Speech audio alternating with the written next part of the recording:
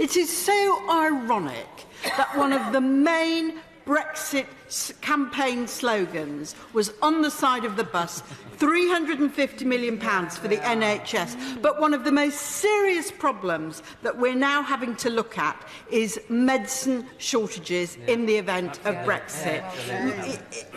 One of the questions that is still not clear from the Minister is the extent to which these medicine shortages are related to Brexit. Indeed. Common sense suggests that this is a Brexit statutory instrument, and I'm assuming it went through the usual Brexit process of going to the Special Statutory Instrument Committee. But the Minister has not made clear why we are having these shortages in medicines, why we which are happening already. As my honourable friend said, I've also had a constituent with a child who has epilepsy, who is now finding it difficult to get their child's prescription. So if this isn't Brexit related, how come all these shortages are suddenly happening now at a time when the pharmaceutical industry is being told that they need to stockpile? And by the way, Madam Deputy Speaker, thank you, Madam Deputy Speaker. I thank my honourable friend for giving way, and I wholeheartedly support the points that she makes and the concern she's raising about the potential link to Brexit, which would seem to many members an obvious connection. Does she agree with me that Brexit is not only threatening the NHS through these potential sources of medicines, but it's also threatening the staffing of our NHS? I represent a seat where 13% of the staff at the local hospital come from EU countries. Many are leaving and going home. It's a deep concern to our residents.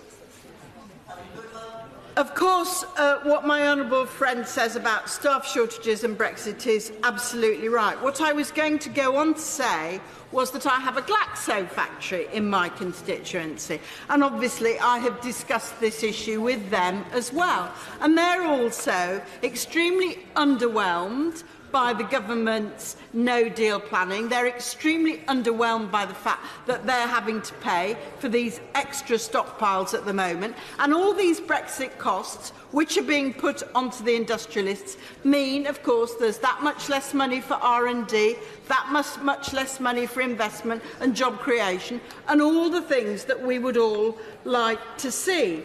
Now, turning to the individual conditions which we know are most likely to be affected, I think it's extremely notable that there are very high numbers of people with these conditions. So there are 4 million people in this country with diabetes. There are 500,000 people with epilepsy. There are 250,000 people whose allergies are so serious that they need an EpiPen.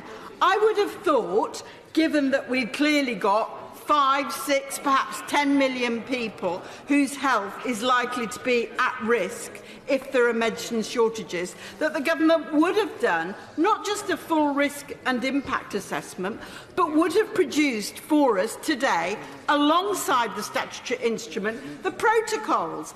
The Minister knows which drugs we're talking about, which conditions we're talking about. Surely, given all the problems we've had with the industry and the doctors and the patient groups not being properly consulted, it would have been sensible to make those protocols at this moment so that we could have looked at them alongside the statutory instrument. And I hope the Minister is going to come to the dispatch box and answer some of these points, because she's shaking her head in the negative at the moment.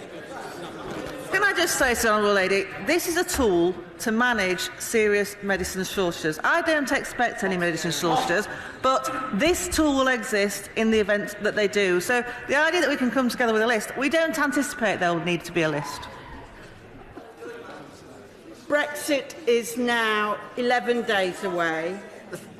The possibility of collapsing with out of Europe with no deal is obviously far less likely following the votes of last week, but it is still a possibility. And at that point, the likelihood, the possibility, the probability of these medicine shortages is going to increase very significantly. So here we are, less than a fortnight, and the Minister has not got these protocols in draft at the moment. Well, the Minister's still chuntering, but I'm sorry, she hasn't provided us with the reassurance which we want. I mean, I speak as a person who carries an EpiPen. I'm not very taken with the idea that I'm not going to be able to get an EpiPen. My husband's not going to be very taken if he can't get his epilepsy tablets.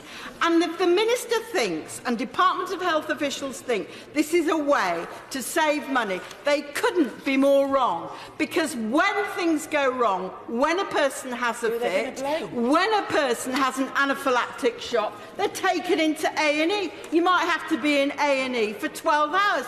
That's not cheap. That's not a saving. Of course, it's extremely dangerous as well.